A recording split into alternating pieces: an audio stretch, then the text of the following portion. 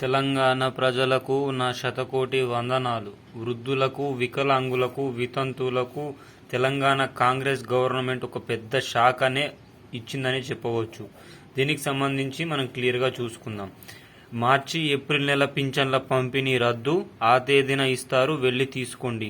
దీనికి సంబంధించిన అప్డేట్ అనేది మనం పూర్తిగా క్లియర్గా చూద్దాం. ఎక్కడ ఇస్తారు, ఎందుకు ఇస్తారు, అసలు ఎందుకు రద్దయింది, ఇందులో శుభవార్త ఉంది, అదేవిధంగా అశుభవార్త కూడా ఉంది.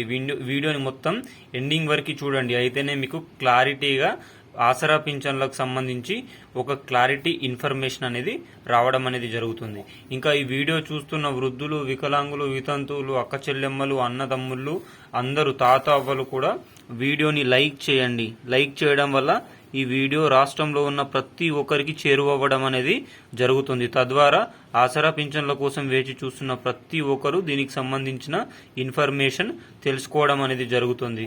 అదేవిధంగా వీడియోని సబ్స్క్రైబ్ చేయండి. మీరు సబ్స్క్రైబ్ చేసుకోవడం వల్ల మనం పెట్టే ప్రతి ఒక్క ఇంపార్టెంట్ అప్డేట్ అనేది మీకు నోటిఫికేషన్ రూపంలో రావడం జరుగుతుంది. తద్వారా మీరు గవర్నమెంట్ స్కీమ్, ఆంధ్రప్రదేశ్ అయినా సరే, తెలంగాణ అయినా సరే, అదేవిధంగా సెంట్రల్ గవర్నమెంట్ అయినా సరే, ఈ అన్ని స్కీమ్స్కి సంబంధించిన అప్డేట్లు అనేది మీరు క్లియర్ కట్గా తెలుసుకోవడానికి అవకాశం ఉంటుంది. ఇంకా లేట్ చేయకుండా వివరాల్లోకి వెళ్తే, ఇప్పటికీ చాలా మందికి మార్చి నెల పింఛన్లు రాలేవు. మరి ఏప్రిల్ నెల పింఛన్లు, ఈ పింఛన్ల పంపిణీ రద్దు అనుకుంటూ వార్త రావడం జరిగింది. దీనికి సంబంధించి క్లియర్గా చూస్తే, ఎలక్షన్ కమిషన్ ఆఫ్ ఇండియా ఎన్నికల కోడ్ ప్రకటించింది కదా, ఈ ఎన్నికల కోడ్ను దృష్టిలో పెట్టుకుని పెరిగిన ఆసరా పింఛన్లను ప్రభుత్వం ఇవ్వాలని చూస్తున్నది. తెలంగాణ ప్రజలకు అదిరిపోయే శుభవార్త అనేది చెప్పవచ్చు. ఎందుకంటే పెరిగిన ఆసరా పింఛన్లు 4016, 6016, వృద్ధులకు 4016, వికలాంగులకు 6016, ఈ పింఛన్ అమలు చేయాలనే యోచనలో ప్రభుత్వం అయితే కనిపిస్తోంది. మరి ఇది ఎప్పటి నుంచి అమలు చేయాలి?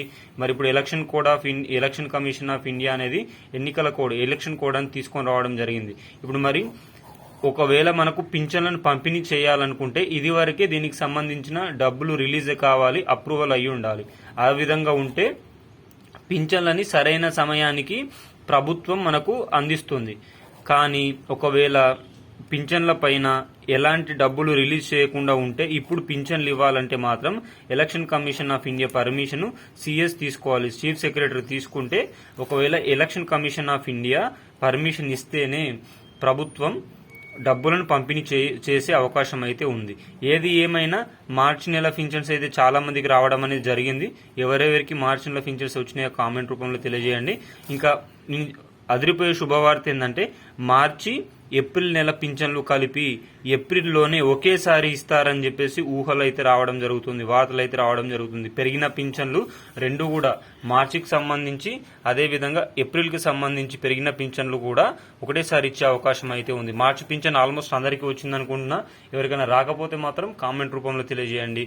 ఈ విధంగా కానీ కాంగ్రెస్ గవర్నమెంట్ మాత్రం ఇచ్చిన అన్ని హామీలను ఒకదాని వెనుక ఒకటి ప్రకటనలు చేస్తుంది. మరి అది అమలు అనేది ఎంతవరకు సాధ్యపడుతుందో కానీ ప్రకటనలు అయితే చేయడం అనేది జరుగుతుంది. పింఛన్ల గురించి ఇంకొక ఇంపార్టెంట్ అప్డేట్ ఏంటంటే, అదేవిధంగా 500 రూపాయలకి గ్యాస్ సిలిండర్ ఇచ్చిన ప్రభుత్వం ప్రకటన చేసేసింది. 200 యూనిట్ల వరకు కూడా ఉచిత కరెంటుకు సంబంధించి ప్రకటన చేసేసింది. 3250 నియోజకవర్గాలకు సంబంధించిన ఇండ్లకు కూడా ప్రకటన చేసేసింది. దీనికి సంబంధించిన అమలు ఒకటే మిగిలి ఉంది.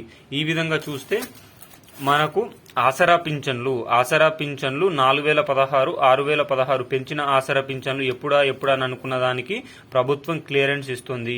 ఈ ఎన్నికల లోపే పెరిగిన పింఛన్లను ఇచ్చే అవకాశం అయితే ఎక్కువ మోతాదులోనే కనిపిస్తుంది. ఎందుకంటే వృద్ధులు, వికలాంగులు, వితంతువులు ఓట్లు వేయాలంటే మాత్రం పెరిగిన పింఛన్లనే ఇవ్వాలి. సో దీన్నే దృష్టిలో పెట్టుకొని ప్రభుత్వం అతి త్వరలో దీనిపైన ప్రకటన చేసే అవకాశం ఉంది. కానీ పింఛన్లు అనేది ఎవ్రీ మంత్ ఫస్ట్ వీక్లో వచ్చేది, కానీ కాంగ్రెస్ గవర్నమెంట్ వచ్చి నుంచి లాస్ట్ వీక్ పడిపోయింది. అంటే మ్యాక్సిమం జనవరి పింఛన్ జనవరి 25కు, మార్చి పింఛన్ మార్చి 25కు రావడం అనేది జరిగింది. ఫిబ్రవరి పింఛన్ కూడా ఫిబ్రవరి 25కు అనేది రావడం జరిగింది.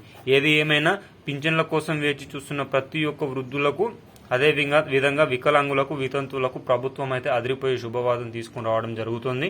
ఎవరికైనా ఫిబ్రవరి, జనవరి పింఛన్లు ఇంకా రాకపోతే కామెంట్ రూపంలో తెలియజేయండి. మనం ఏం చేయాలో కూడా మనం చెప్దాం.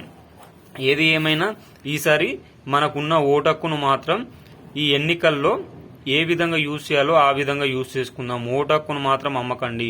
మన దగ్గర ఉన్న ఆయుధం, చివరి ఆయుధం, మొట్టమొదటి ఆయుధం కూడా ఓటు హక్కే. మనల్ని పరిపాలించే నాయకులను మనమే ఎన్నుకోవాల్సి వస్తుంది.